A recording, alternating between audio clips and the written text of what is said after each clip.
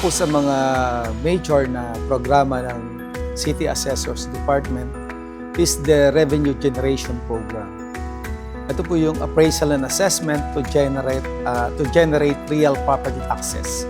Nagsasagawa po kami ng intensive fieldwork para makadiscover po kami ng mga newly constructed houses, buildings, and other structures, and also yung mga undeclared buildings and improvements. Kasama rin po dito yung mga newly installed machineries and other machineries. Yung mga lupa po na na-reclassify from agricultural to other uses.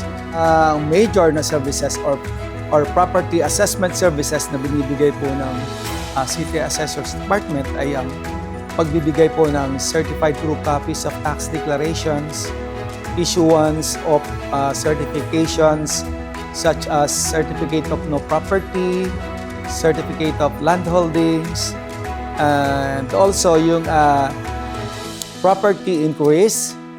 Gusto nyo malaman kung saan ang property location ng inyong ari-arian, tax assessment or transfer tax assessment, na kung saan ay malalaman mo kung magkano yung iyong transfer tax babayaran with regards to transfer of ownership ng tax declarations.